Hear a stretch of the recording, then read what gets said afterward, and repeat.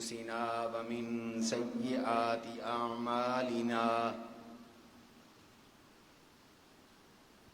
من يهده الله فلا مضل له ومن يضلله فلا هادي له ونشهد أن لا إله إلا الله وحده لا شريك له ونشهد أن سيدنا ومولانا محمدا عبده ورسوله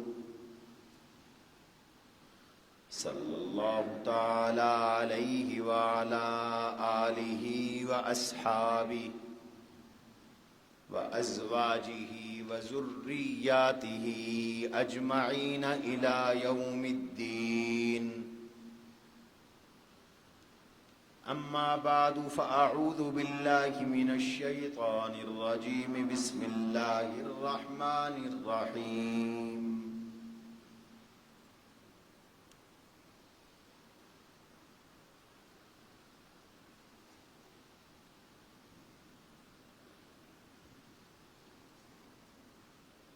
لقد كان لكم في رسول الله أسوة حسنة لمن كان يرجو الله واليوم الآخر وذكر الله كثيرا.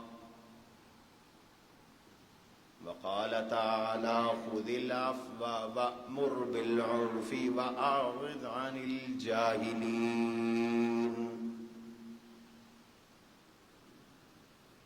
وفي حديث قالت أم المؤمنين سيدة خديجة رضي الله تعالى عنها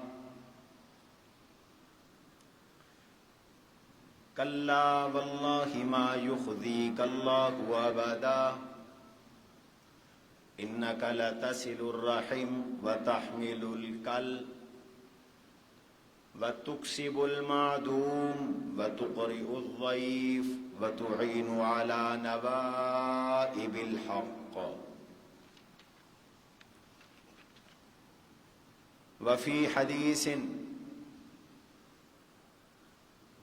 ثم كان أول ما سألني عنه أن قال كيف نسبه فيكم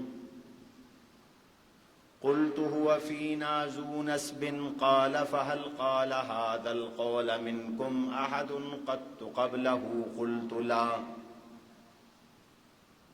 قال فهل كان من آبائه من ملك قلت لا قال فأشراف الناس اتبعوه أم زعفاؤهم قلت بل زعفاؤهم قال أيزيدون أم ينقصون قلت بل يزيدون قال فهل يرتد أحد منهم سخطة لدينه بعد أن يدخل فيه قلت لا قال فهل كنتم تتهمونه بالكذب قبل أن يقول ما قال قلت لا قال فهل يغدر قلت لا ونحن منه في مدة لا ندري ما هو فاعل فيها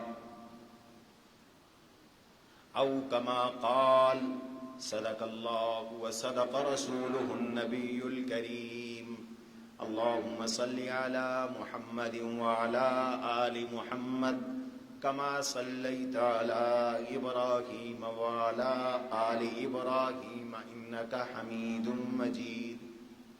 اللهم بارك على محمد وعلى آل محمد كما باركت على إبراهيم وعلى آل إبراهيم إنك حميد مجيد.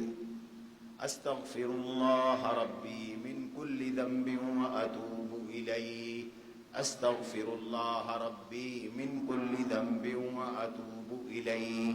أستغفر الله الذي لا إله إلا هو الحي القيوم وأتوب إليه. گرامی قدر سامعین، بزرگوں، دوستوں، عزیزوں، بھائیوں اور عزیز طالب علموں،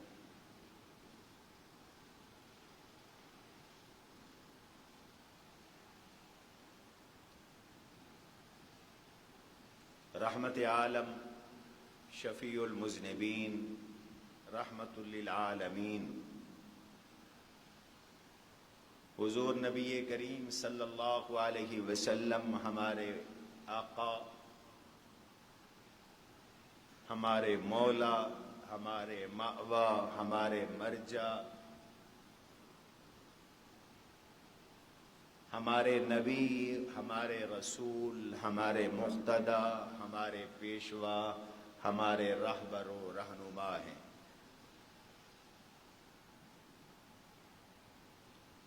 ہمیں اللہ تعالی نے حکم دیا کہ ہم اپنے نبی کی اتباع کریں، اپنے نبی کی چال ڈھال، اقوال، افعال، حضور کی تعلیمات کو اختیار کریں، حضور کی اوصاف کو اختیار کریں۔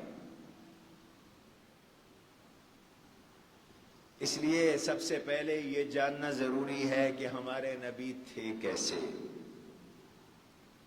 تاکہ ہم بھی ویسے اوصاف اختیار کرنے کی کوشش کریں۔ ہمارے نبی کے اخلاق کیسے تھے، ہمارے نبی کے معاملات کیسے تھے، ہمارے نبی کی زندگی کیسے تھی۔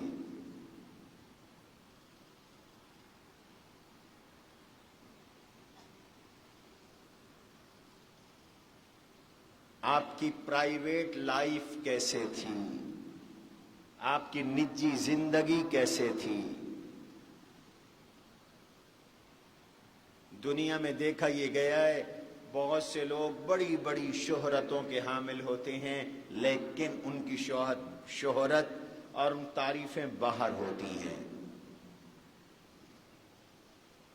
اگر ان کے گھر کو دیکھ لیا جائے تو آدمی کی آنکھیں پھٹی رہ جاتی ہیں کہ گھر میں تو یار یہ کوئی شخص درندہ لگتا ہے،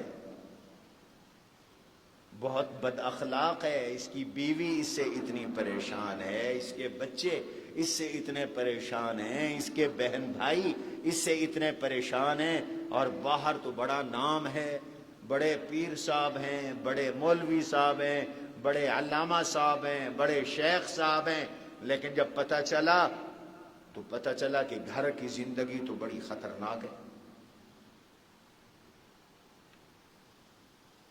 بعض لوگ اپنوں کے ساتھ اچھے ہوتے ہیں، لیکن غیروں کے ساتھ ان کے معاملات گڑبڑ ہوتے ہیں، لین دین کے کھرے نہیں ہوتے، لین دین میں اونچ نیچ ہے، امانت داری نہیں ہے، صداقت نہیں ہے، وعدہ شکنی ہے، وعدہ خلافی ہے۔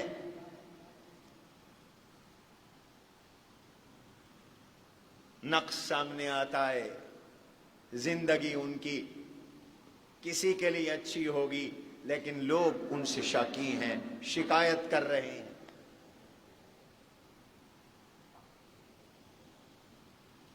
بعض لوگوں کے ظاہری وضع، قطع، شکل، صورت متاثر کن ہوتی ہے، باتیں بڑی میٹھی میٹھی ہوتی ہیں، چھا جاتے ہیں جب باتیں کرتے ہیں، لیکن ان کے اندر کے حالات اچھے نہیں ہوتے۔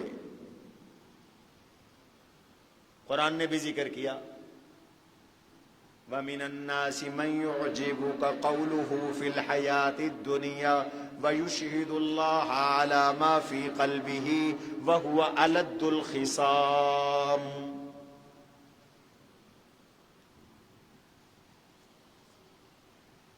یہ ایک یہودی تھا، اخنس بن شریق، منافق تھا، حضور کے پاس آتا تھا تو بڑی میٹھی میٹھی پیاری پیاری باتیں کرتا تھا، اس کی باتیں بڑی اچھی لگتی تھیں، اور حضور کو یقین دہانیاں کرواتا تھا کہ صحیح میں آپ کا سچا عاشق ہوں، سچا غلام ہوں۔ جب آپ کی مجلس میں بیٹھتے ہیں تو بڑا مزہ آتا ہے، لطف آتا ہے حضرت، جب آپ کی مجلس سے اٹھ کے جاتے ہیں تو ہم تو ماہی بے آب کی طرح تڑپتے ہیں، اس مچھلی کی طرح تڑپتے ہیں جو مچھلی پانی کے بغیر تڑپتی ہے۔ اللہ نے قرآن میں فرمایا جھوٹا ہے، یہ تو لڑاکا ہے، جھگڑالو ہے۔ جب حضور کی مجلس سے اٹھ کے جاتا، مسلمانوں کے کھیتوں کے پاس سے گزرتا تو ڈھیریوں کو آگ لگا دیتا، کھیتوں کو آگ لگا دیتا، جانوروں کے پاس سے گزرتا تو جانوروں کو قتل کر دیتا، ہلاک کر دیتا۔ لیکن ظاہری شکل صورت جبے کبے، یہ ذکر کیا قرآن۔ وَمِنَ النَّاسِ مَن يُعْجِبُكَ قَوْلُهُ فِي الْحَيَاةِ الدُّنْيَا، بعض لوگ ایسے ہیں آپ کو ان کی باتیں دنیا کی زندگی میں بڑی بھلی لگتی ہیں، اچھی لگتی ہیں، پیاری لگتی ہیں۔ وَيُشْهِدُ اللَّهَ عَلَى مَا فِي قَلْبِهِ، اور اللہ کو گواہ بناتا ہے کہ جو کچھ اس کے دل میں، حضرت میرے دل میں آپ کی بڑی محبت ہے، الفت ہے، عقیدت ہے، پیار ہے، عشق ہے، محبت ہے۔ قرآن کہتا ہے سب جھوٹ ہے۔ وَهُوَ أَلَدُّ الْخِصَامِ، وہ سخت لڑاکا ہے، جھگڑالو ہے، بات بات پہ بھیڑنے والا ہے، لڑنے والا ہے، جھگڑنے والا ہے۔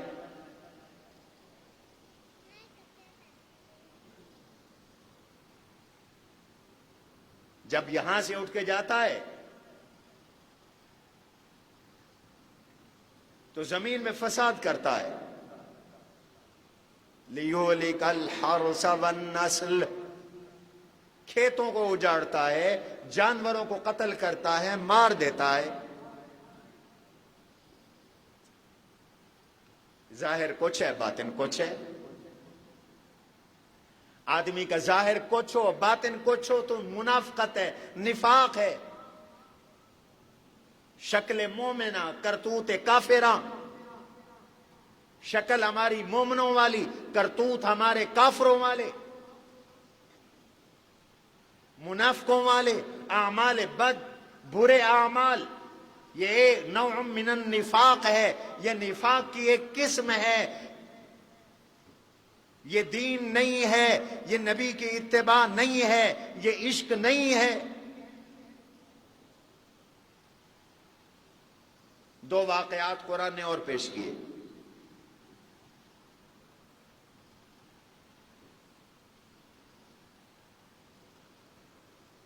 مدینہ میں ایک یہودی تھا، مذہبی رہنما تھا، پیشوا تھا،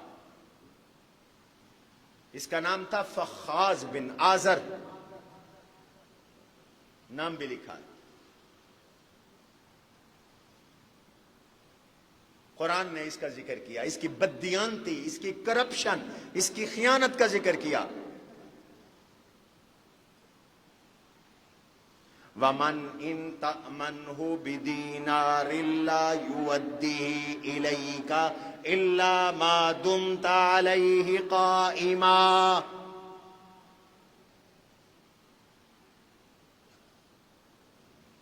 یہ ایسا شخص ہے، ایک شخص مدینے میں آیا، پیارے دیواریں چھوڑ دو، ادب کے خلاف ہے، آگے آگے آئے، شاباش، ابھی بوڑھے نہیں ہوئے، تم جوان ہو ماشاءاللہ، ایسے مجاہد بنو گے۔ نیند آ جاتی ہے، توجہ ہے میری طرف۔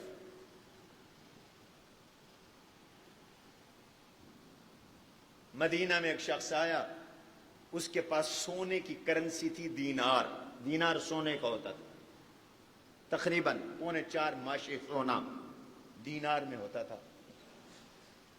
اس نے کہا کہیں گر نہ جائے، کسی بھلے آدمی کے پاس امانت رکھوا دوں، ضرورت ہوگی لے لوں گا۔ اس نے جو نظر دوڑائی تو دیکھا ایک شخص بڑے بڑے جبے کبے والا، لمبے لمبے کرتے والا، ہاتھ میں تسبیح، بڑا پیر صاحب لگتا ہے، بڑا مرشد لگتا ہے۔ وہ بڑا متاثر ہوا اور اس سے کہا حضرت جی یہ میری امانت رکھ لو۔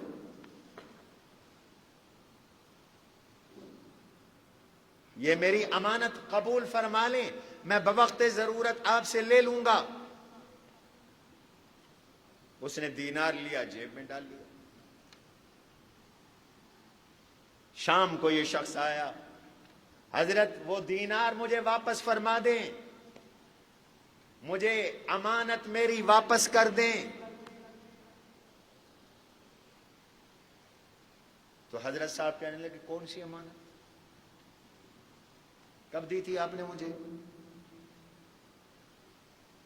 یار کیسی باتیں کر رہے ہو؟ کوئی گواہ ہے آپ کے پاس؟ آپ نے مجھے دینار دیا تھا، کوئی گواہ، کوئی ثبوت؟ ایسے بزرگوں پہ الزام لگا دیتے ہو، اللہ والوں پہ الزام لگا دیتے ہو۔ اللہ والے بھی خود بن گئے، بزرگ بھی خود بن گئے، جو بے قبے ہے۔ وہ شخص ہکا بکا، حیران پریشان، شکل مومنہ، کرتوت کافراں۔ میرا تو دل کر رہا تھا ان کے ہاتھ پہ بیعت کر لوں، اور یہ ایسا بےایمان کہ صبح میں دینار دے کے جا رہا ہوں اور اب کہتا ہے گواہ لے آؤ، اب کہتا ہے کب دیا تھا، کس کے سامنے دیا تھا۔ بیچارے کے پاس اور پیسے تھے کوئی نہیں، تھا بندہ مسافر، خرچے کے پیسے کوئی نہیں۔ کسی نے اس کے کان میں کہا کہ یہ بڑا بےایمان حضرت ہے، یہ بڑا بےایمان ہے، یہ ایسے آپ کو پیسے نہیں دے گا۔ آپ غریب آدمی ہیں، مسافر ہیں، آپ یہاں سے باہر کھڑے ہو جائے چوک پر، اور جو بندہ آئے اس سے یہ کہیں کہ میں نے اسے دینار امانت رکھوائی، یہ کھا گیا۔ پھر جو آئے اس کو کہو یہ میں نے اس کے پاس ایک دینار رکھوایا، یہ کھا گیا۔ جب دیکھے گا یہ کہ میری بدنامی ہو رہی ہے پھر یہ پیسے واپس کرے گا، ایسے یہ پیسے واپس کرنے والا نہیں ہے۔ تو اس نے یہی نسخہ آزمایا اور ہر آنے والے آدمی سے یہ کہا کہ حضرت صاحب فخاص یہ بےایمان ہو گیا ہے، میرے پیسے کھا گیا ہے، میرا دینار کھا گیا ہے۔ جب اس نے دیکھا کہ اب میں ہر آدمی کے آگے بدنام ہو رہا ہوں تو اس کو بلایا اور غصے سے جیب سے دینار نکالا اور یوں پھینکا، کہتا ہے لے جا، بدنام کرتا ہے تو ہمیں۔ قرآن نے اس کا ذکر کیا ہے، یہ سچا واقعہ ہے، تفسیروں میں آتا ہے اور قرآن نے اس کا ذکر کیا۔ وَمَنْ إِن تَأْمَنْهُ بِدِينَارٍ لَا يُوَدِّهِ إِلَيْكَ إِلَّا مَا دُمْتَ عَلَيْهِ قَائِمًا۔ ان میں سے کچھ لوگ ایسے ہیں ان کے پاس ایک دینار بھی امانت رکھوا دو واپس نہیں کرتے جب تک کہ سر پہ چڑھ کر کھڑے نہ رہو، جب تک کہ احتجاج نہ کرو، جب تک کہ شور شرابہ نہ کرو، جب تک کہ لوگوں سے نہ کہو یہ واپس کرنے والے نہیں، بددیانت ہیں، چور ہیں، خائن ہیں، لوگوں کی رقمیں ہڑپ کر جانے والے ہیں۔ آج بھی ہے، مولویوں کا لبادہ اڑا ہوا ہے، تبلیغ کا لبادہ اڑا ہوا ہے، دینداری کا لبادہ اڑا ہوا ہے، لین دین گڑبڑ ہے۔ جس سے لیا مجال ہے کہ واپس کرے۔ معاملات ہمارے خراب ہو گئے، اور کچھ ایسے بھی لوگ ہوتے ہیں جو لین دین کے کھرے، معاملات کے کھرے، اس کی بھی قرآن نے مثال دی۔ وَمَنْ إِن تَأْمَنْهُ بِقِنْطَارٍ يُوَدِّهِ إِلَيْكَ۔ کچھ اللہ کے نیک بندے ایسے بھی ہیں، ایک دینار کی کیا مجال، ایک دینار کی کیا حیثیت، ان کے پاس آپ سونے کا ڈھیر بھی رکھوا دیں، آپ ان کے پاس سونے کی بوری بھی رکھوا دیں، جب چاہو گے تمہیں واپس کر دیں گے۔ امانت میں خیانت کوئی نہیں کرتے، کسی کا حق ہڑپ نہیں کرتے۔ یہ کون ہے؟ یہ کون ہے؟ یہ حضور کے ایک صحابی ہیں، عبداللہ بن سلام رضی اللہ عنہ۔ ایک شخص مارکیٹ آیا، مدینہ منورہ میں کاروبار کے لیے آیا۔ اس وقت کرنسی نوٹوں کی نہیں تھی، سونے کی شکل میں تھی، چاندی کی شکل میں تھی، بینک بھی نہیں ہوا کرتے تھے، وہ سونے کی کرنسی دینار کی بوری بھر کے لایا، سونے کا ڈھیر اٹھا کے لایا، اور اس نے سوچا کہ یہ کہاں سونا اٹھا کے پھرتا رہوں مارکیٹ میں، کسی کے پاس امانت رکھوا دوں۔ تو اسے عبداللہ بن سلام نبی کے صحابی اچھے لگے، جان پہچان کوئی نہیں تھی، ان کے پاس جا کر یہ سونے کی بوری رکھوا دی۔ حضرت رکھ لے، میں پھر لے جاؤں گا۔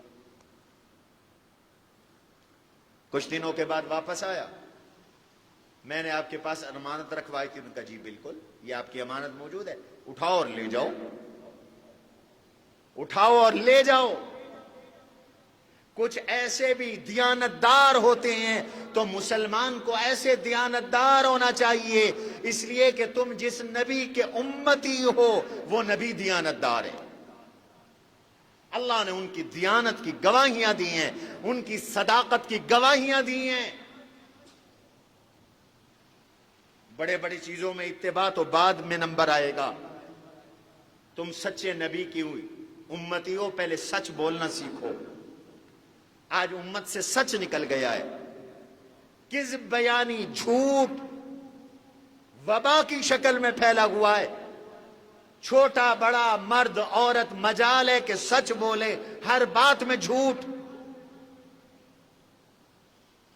ظاہر کچھ ہے، باطن کچھ ہے، شکل کیسی ہے، کردار کیسا ہے۔ میں عرض کر رہا تھا، رسول اللہ صلی اللہ علیہ وسلم کی سیرت کو دیکھو۔ کسی شخصیت کے بارے میں اگر جاننا چاہتے ہو تو سب سے پہلے اس کے گھرانے کو دیکھو، ان کی گھر والیوں سے پوچھو تیرا شوہر کیسا ہے۔ آدمی سب سے چھپ سکتا ہے، بیوی سے نہیں چھپ سکتا۔ ہر انسان کی خوبیاں بھی بیوی کو معلوم ہوتی ہیں، خامیاں بھی بیوی کو معلوم ہوتی ہیں۔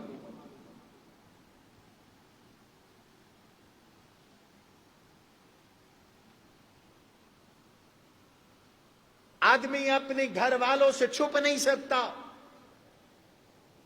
سب سے زیادہ انسان کے بارے میں اس کی بیوی جانتی ہے، یا سب سے زیادہ انسان کے بارے میں اس کا دشمن جانتا ہے۔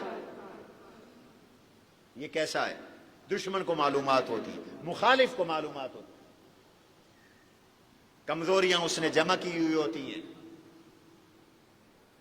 تاڑنے والے بلا کی نظر رکھتے ہیں، دشمن تاڑنے والا ہوتا ہے، اس کی بلا کی نظر ہوتی ہے۔ ہم اللہ کے نبی کی بیویوں سے پوچھتے ہیں حضور کیسے ہیں، ہم اللہ کے نبی کے دشمنوں سے پوچھتے ہیں بتاؤ حضور کیسے ہیں، تو پتہ چل جائے گا، میرے نبی کی سیرت کھل کر سامنے آ جائے گا۔ میں نے آج بخاری منگوائی ہے، بخاری سے ہی دو قصے آپ کو سنانے لگا ہوں۔ حضور کی بیویوں سے پوچھتے ہیں بتائیے آپ کے شوہر کیسے تھے۔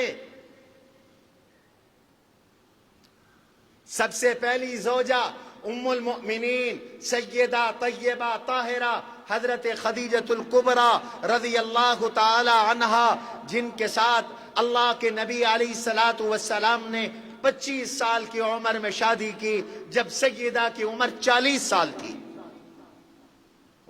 وہ 40 سال کی ڈھلی ہوئی عمر کی خاتون ہے، اور حضور 25 سال کے جوان ہیں، حسن و جمال کے پیکر ہیں۔ ایسا حسن و جمال اللہ نے کائنات میں کسی کو دیا ہی نہیں جو حسن و جمال میرے رب نے اپنے حبیب کو دیا۔ شادیوں کی آفریں تھیں، جہاں چاہتے شادی فرما لے۔ کنواری حسین لڑکیوں سے شادیاں کرتے، لیکن میرے نبی کا معیار بھی کچھ اور تھا۔ ایک دیانتدار خاتون کا انتخاب کیا، اور اس خاتون نے ایک دیانتدار مرد کا انتخاب کیا۔ حضرت خدیجہ سے شادی ہو گئی، 15 سال بعد حضور نبی بن گئے. شادی کے 15 سال بعد رسول اللہ صلی اللہ علیہ وسلم کو نبوت ملی. پہلی وحی لے کر آ رہی ہیں, جسم پہ کپ کپی طاری ہے, اور رسول اللہ صلی اللہ علیہ وسلم کو سردی لگی ہے, خوف زدہ ہے, پریشان ہے. پہلی وحی لے کے آئے ہیں, فرشتے سے ملاقات ہوئی ہے, فرشتے کا روب ہے, وحی کا ثقل ہے, اللہ کی وحی کا بوجھ ہے, ذمہ داری کے مشکل ہونے کا خوف ہے. اتنا بڑا منصب, ختم نبوت کا منصب سنبھالوں گا کیسے؟ آئے تو کپ کپی لگی ہوئی تھی. سیدہ خدیجہ سے فرمایا کمبل ڈالو مجھ پر, چادر ڈالو مجھ پر. کمبل ڈال دیا. پھر ذرا طبیعت میں افاقہ ہوا تو ساری بات بتائی اور فرمانے لگے لقد خشیت علی نفسی, خدیجہ مجھے اپنی جان کا خطرہ ہے. یہ جو مجھے ذمہ داری دی جا رہی ہے یہ اتنی مشکل ہے کہ میں اس کا متحمل نہیں ہوں گا, میری جان چلی جائے گی, مجھے اپنی جان کا خطرہ ہے. فقالت خدیجہ, تو سیدہ خدیجہ ام المؤمنین, نبی کا حرم, ہماری امی, حسنین کریمین کی نانی, زینب, رقیہ, ام کلثوم, فاطمۃ الزہرا کی امی, حضرت قاسم اور حضرت عبداللہ کی والدہ.